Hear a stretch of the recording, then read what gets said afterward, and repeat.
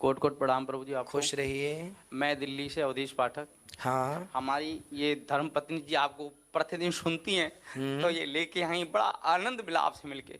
मगर मैं थोड़ा सा परेशान हूँ, मेरा व्यापार जो है चलता है फिर रुक जाता है, ऐसा क्यों? क्या है व्यापार आपका? मेरा एक्सपोर्ट फैब्रिक सप्लाई का काम है दिल्ली में। तो अभी तो कोरोना काल में व्यापार सबके ही लोग लगभग मंदे जी। हैं। मगर कुछ ऐसा उपाय बताएं मुझे, कुछ ऐसी सलाह दें जिससे थोड़ा सा इम्प्रूवमेंट हो जाए। देखिए, उपाय यही है, जब भी हर व्यापारी के लिए एक छोटा सा उपाय देता हूं मैं। जी। जब भी आप कोई काम करें, कोई ये सबके लिए है, जितने भी बिजनेसमैन हैं, व्यापारी हैं, सब फॉलो कर सकते हैं। बात ऐसी है कि जब सुबह आप अपने घर से जाएं, ठीक है, जी। तो सबसे पहले तो भगवान को प्रणाम करके निकलें। जी। दूसरा, जब भी घर से निकलें तो थोड़ा सा गुड़ लेकर निकलें। गुड़ गुड़ लेकर निकलें, और जैसे ही दरवाजे के बाहर निकलें सो गुड़ दक्षिण दिशा में फेंक दें। क्यों? इसका भी साइंटिफिक रीजन मैं भी बताते चलूंगा, ये टोने टोटके नहीं है, जी। साइंस से मैच करूंगा मैं इनको, ठीक है। जी। जब हम गुड़ लेकर जाते हैं और दक्षिण दिशा की तरफ फेंकते हैं, तो वहां घर के आसपास जितनी चींटियां होती हैं आपके आसपास, या छोटे छोटे जीव जंतु, वो गुड़ खाती हैं। उनको मीठा लगता है, उनका पेट भरता है, उन्हें अच्छा लगता है। इसलिए हमारे यहाँ चींटियों को आटा डालने की भी परंपरा रही है, जो कि अब लगभग लुप्त सी हो गई है। इसलिए हम आपको गुड़ कह रहे हैं कि आटा नहीं तो गुड़। जी। आटा भी लेके चलें तो भी बुराई नहीं है, हम्म। खाने का पदार्थ हो, चींटियों को मिल जाएगा। जब भी घर से पांव निकालें अपना, कोई भी व्यक्ति कोई भी काम करने के लिए, बेटी के लिए लड़का ही देखने क्यों ना जा रहे हो, कोई भी शुभ काम करने जा रहे हो, दुकान ही जा रहे हो, फैक्ट्री ही जा रहे हो, व्यापार के लिए जा रहे हो, तो निश्चित ही अपने घर से बाहर निकलने के पहले आप खुश हो, प्रसन्न हो, होठों पे मुस्कान हो, और प्रसन्नता के साथ आप आकाश को देखें। ऊंचाई हमेशा देखने का व्यवहार बनाओ। ऊंचाई, ऊपर की तरफ देखो, नीचे नहीं, ऊपर देखो, आकाश को देखो। उस आकाश में अपने परमात्मा को प्रणाम करो, और फिर द्वार से बाहर निकलो, और द्वार से बाहर निकलते ही चींटी को वो आटा या दाना या गुड़ दक्षिण दिशा की ओर फेंको। यदि आसपास कोई कुत्ता है, गाय है, तो घर के अंदर से रोटी बुलाकर, आटा बुलाकर गाय को, कुत्ते को खिलाई जाए। कोई भिखारी है तो 2-5 रुपए दिए जाएं, और प्रसन्नता से घर से निकला जाए, भगवान का चिंतन करते हुए। प्रवशी नगर कीजय सब काजा, हृदय राख कौशलपुर राजा, ये चौपाई याद कर लीजिएगा। और जब भी आप घर से निकलेंगे इस चौपाई के साथ, और ये भाव, ये थिंकिंग, ये विचारधारा बिल्कुल सेट कर लीजिए कि मैं अपने काम से नहीं जा रहा हूं, हे नाथ ये फैक्ट्री आपकी, दुकान आपका, परिवार आपकी, मैं आपके काम को करने के लिए निकल रहा हूं। बस ये थिंकिंग ये हो, मैं अपनी फैक्ट्री में नहीं जा रहा हूं, मैं अपने काम से नहीं जा रहा हूं, मैं तो भगवान के काम से जा रहा हूं। सत्यनारायण भगवान की कथा में, एक लकड़हारे की कथा मैंने भागवत में कई बार आपको सुनाई है, कि एक लकड़हारा था, वो सत्यनारायण भगवान की कथा सुन रहा था। सुन क्या रहा था? लकड़ी जंगल से काट कर लाया, और रास्ते में सत्यनारायण भगवान की कथा एक पंडित जी के घर हो रही थी। तो पंडित जी ने प्रसाद दिया कि भाई लकड़हारे, कथा पूरी हुई है, ले प्रसाद खा। तो लकड़हारे ने पूछा ये किसका प्रसाद है? बोले सत्यनारायण भगवान की कथा का। बोले क्या मैं भी सुन सकता हूँ सत्यनारायण भगवान की कथा? हाँ हाँ, तुम भी सुन सकते हो। आज उसने लकड़ी का गट्ठा सिर पे रखा, और देखिए सोच बदल दी उसने। उसने सोचा कि आज लकड़ियां बेचने के जो भी दाम प्राप्त होंगे, उससे मैं सत्यनारायण भगवान की कथा सुनूंगा। आज उसको उस लकड़ियों के दूने दाम प्राप्त हो गया, क्योंकि उसकी थिंकिंग, उसकी सोच ये बदल गई कि अब ये मेरा काम नहीं, अब इससे तो भगवान को उसने जोड़ दिया। जीवन में देखो, भरत जी जब राम जी से मिलकर गए चित्रकूट, तो क्या लेकर गए राम जी से? खड़ाऊं लेकर गए, और खड़ाऊं को सिंहासन पर रखा ना भरत जी ने। भरत जी ने सिंहासन पर खड़ाऊं को क्यों रखा? कि प्रभु ये राज्य आपका है।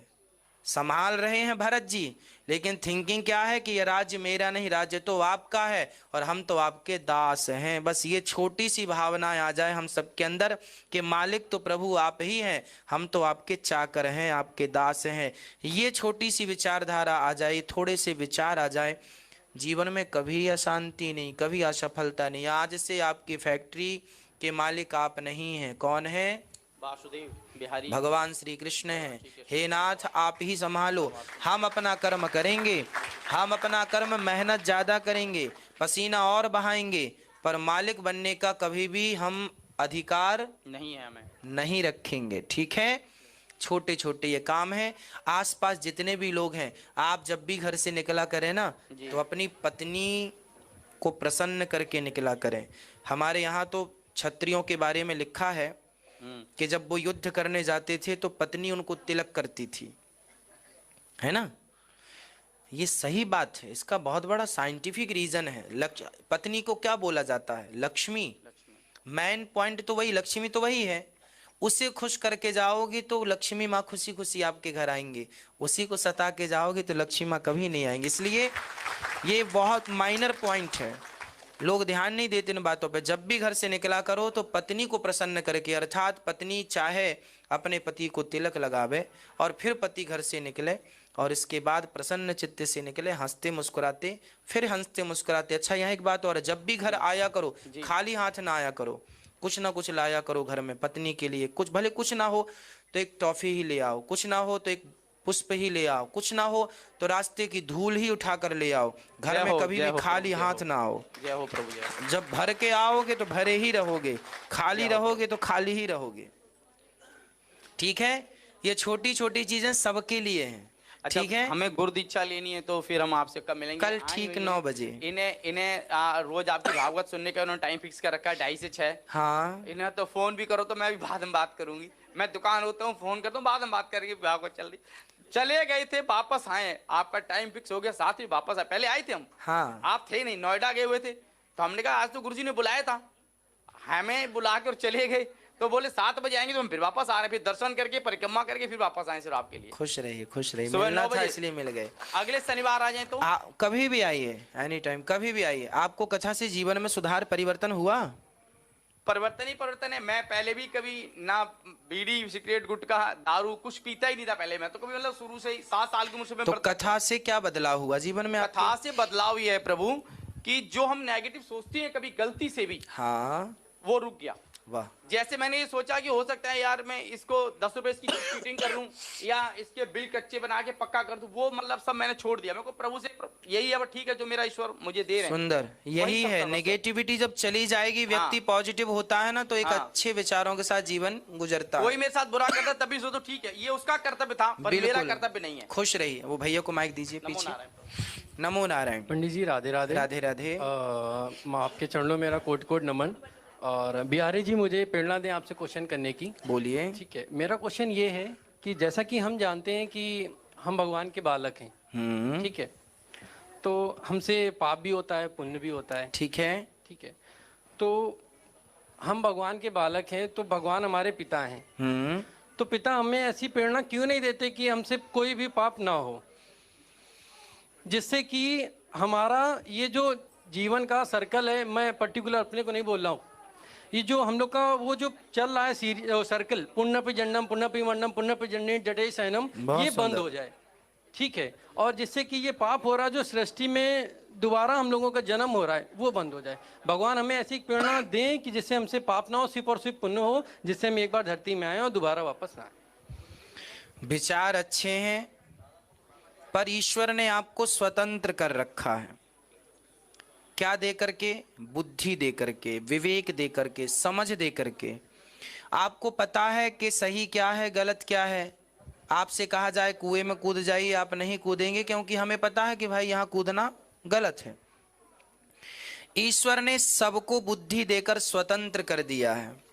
अब पाप और पुण्य दोनों मार्ग हमारे सामने हैं, किस पर चलना है वो हमारा डिसीजन है। ईश्वर ने आपको स्वतंत्र कर दिया है। माँ बाप ने अच्छे से अच्छे कॉलेज में, अच्छी से अच्छी यूनिवर्सिटी में पढ़ाकर आपको तैयार कर दिया, पैसे लगने थे लगा दिया। अब आप पढ़ लिख गए हैं, इंटेलिजेंट हो गए हैं, डिग्रियां आपके पास हैं। अब उस डिग्री का आपको क्या प्रयोग करना है, उस शिक्षा का, उस पढ़ाई का क्या प्रयोग करना है? देश के लिए कुछ करना है, अपने लिए कुछ करना है, या फिर बैठे बैठे खटिया ही तोड़नी है? माँ बाप की जिम्मेदारी पूरी हुई, उन्होंने पांव पे खड़ा कर दिया, अब आगे आपको रास्ता तय करना है। उसी प्रकार ईश्वर ने हम सभी को बुद्धि देकर स्वतंत्र कर दिया है। हमारे आगे शराब भी है और दूध भी है। क्या हमें पीना है, क्या हमें नहीं पीना। इसलिए पाप और पुण्य दो मार्ग हैं, दिन और रात दो हैं। दिन भी है तो रात भी है, माता है तो पिता भी है, पाप है तो पुण्य भी है, इसलिए दोनों मार्ग हैं। अब आप कहते हैं कि ईश्वर ने पाप के मार्ग को बिल्कुल मिटा देना था।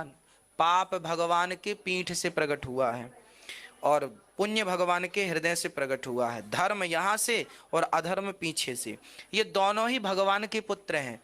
एक बार लक्ष्मी और अलक्ष्मी दोनों भगवान के पास गई। बोले, लक्ष्मी बोली आप हमें तो प्रिय लगते हैं, हमें तो पसंद करते हैं। अलक्ष्मी बोली आप तो हमें बिल्कुल पसंद नहीं करते, सब लोग, कोई नहीं चाहता कि हमारे घर अलक्ष्मी आए, सब चाहते हैं लक्ष्मी आए। तो ब्रह्मा जी के पास गई अलक्ष्मी जी, बोली बताओ सब लोग हमें बहिष्कार कर रहे हैं, फिर हमें जन्म ही क्यों दिया। तो ब्रह्मा जी ने कहा तुम आओ लक्ष्मी, दोनों लोग आओ और दोनों लोग जाओ। तो लक्ष्मी भी आई, अलक्ष्मी भी आई, और अलक्ष्मी भी गई और लक्ष्मी भी गई। तो ब्रह्मा जी ने कहा लक्ष्मी तो आते हुए अच्छी लगती हैं और अलक्ष्मी तो जाते हुए अच्छी लगती है, तुम दोनों ही अच्छी हो, ठीक है। तो वो पिता है, उनने दोनों को बनाया है, अच्छाई और बुराई दोनों है। यदि गुलाब है तो कांटे भी हैं, दिन है तो रात भी है। एक से सिस्टम नहीं चलता, तराजू में दो पलड़े होंगे तब चलेगा। वो इलेक्ट्रिक जमाने का नहीं थी कि एक में चल जाए, दो चाहिए, बैलेंस चाहिए। उसी प्रकार माता है, पिता है, भाई है तो बहन भी है, पृथ्वी है तो आकाश भी है, ठीक है। इसलिए पाप है तो पुण्य है, इसलिए हम स्वतंत्र हैं दोनों के लिए। इसलिए सत्संग किया जाता है कि हम ये जान लें कि ये रास्ता गलत है तो उस पर ना चलें, और सत्संग के बल पर हम अच्छे बनकर अपना जीवन यापन करें। अच्छा पंडित जी, जैसे कि मैंने बहुत बार कथा सुनी है, बहुत ही, डेली ऑफिस जाता हूँ तो कान पे लीड लगा कर सुनते हुए जाता हूँ, ठीक है। उसमें पहला श्लोक बोला गया है, सच्चिदानंद रूपाय विसुतपत्याय वै तापत्य विनाशाय श्री कृष्णाय वयम नमः। इसका अर्थ हमें अभी तक पूर्ण तरीके से समझ तो आया, लेकिन अभी तक मैं फिर से समझना चाहता हूँ आपसे। सच्चिदानंद रूपाय विश्वोत्पत्त्यादिहे तवे तापत्रय विनाशाय श्री कृष्णाय वयम नुमः। सच्चिदानंद, भगवान का नाम है सच्चिदानंद। सत चित आनंद बराबर सच्चिदानंद। सत्य क्या है? ईश्वर, ब्रह्म सत्यम जगन मिथ्या, ईश्वर ही सत्य है। चित मीन्स प्रकाश, वह परमात्मा आत्मा के रूप में हम सबके भीतर विद्यमान है। और तीसरा सत चित आनंद, भगवान का नाम क्या है? जो आनंद सिंधु सुख राशि, भगवान को आनंद कहा जाता है, इसलिए नंद के आनंद भयो, भगवान का नाम आनंद है। सिंपल भाषा में कहें तो भगवान की भक्ति में और भगवान की शरण में ही आनंद है। ये संसार बिल्कुल मिथ्या है। अब आप कहेंगे कि मिथ्या कैसे है, तो बताइए ये क्या है? बोलिए, जोर से बोलिए। उस माइक, अंगूठी और रिंग। अंगूठी या रिंग आप कह रहे हैं, पर मैं कहूं कि अंगूठी भी नहीं है और रिंग भी नहीं है, फिर आप क्या कहेंगे? ये छल्ला है या सोना है, ऐसा कुछ मेटल जो भी हो। देखो अब बताइए कि ये अंगूठी है कि सोना है? सर ये तो नजरिया है, जिस नजरिए से हम देखें। ना ना ना ना ना ना, कन्फर्म है ये अंगूठी नहीं है, ये तो सिर्फ गोल्ड है। यदि मैं इससे गोल्ड हटा दूं तो क्या छल्ला बचेगा, रिंग बचेगा? अब मैं आपको समझा रहा हूं इसके द्वारा। देखिए जैसे एक्चुअल ये है गोल्ड, गोल्ड को एक आकार दे दिया गोल, तो हमने उसे अंगूठी कह दिया, रिंग कह दिया, छल्ला कह दिया, कुछ भी। तत्व में वो गोल्ड ही है। जैसे सोना ही अंगूठी है, उसी प्रकार परमात्मा ही ये ब्रह्मांड संसार जो आप देख रहे हैं, जैसे घड़े में, अब बताइए घड़े में घड़ा सत्य है कि माटी सत्य है? माटी। माटी सत्य, मिट्टी सत्य है, घड़ा तो है ही नहीं। मिट्टी के एक आकार को घड़ा कहते हैं। उसी प्रकार ये जो आकार दिख रहा है संसार, ये आकार कौन है? परमात्मा ही इस आकार में भास रहे हैं। लेकिन अज्ञान बस हम क्या समझ रहे हैं कि ये संसार है, संसार नहीं है। ईश्वर ही संसार के रूप में है, सोना ही अंगूठी के रूप में है, माटी ही घड़े के रूप में है। उसी प्रकार ईश्वर ही संसार के रूप में है। ईश्वर के सिवाय सृष्टि में कुछ नहीं है। ये सच्चिदानंद की व्याख्या कर रहा हूं। विश्वोत्पत्त्यादि हेतवे, वह परमात्मा विश्व की उत्पत्ति पालन संहार करने वाले हैं। तापत्रय विनाशाय, वही भगवान तीनों दुखों को दूर करने वाले हैं। दुख कितने प्रकार के होते हैं? 3 प्रकार के। कौन कौन से? दैहिक, दैविक, भौतिक तापा, राम राज्य काहू नहीं व्यापा, है ना। 3 प्रकार के दुख होते हैं। दैहिक मतलब शारीरिक दुख, दैविक मतलब देवताओं से दुख, मतलब अधिक वृष्टि, अधिक सर्दी, अधिक गर्मी। और भौतिक मतलब सांप का डस लेना, बिच्छू का काट लेना, एक्सीडेंट हो जाना, ये तीसरा है भौतिक। चौथा कोई दुख नहीं होता।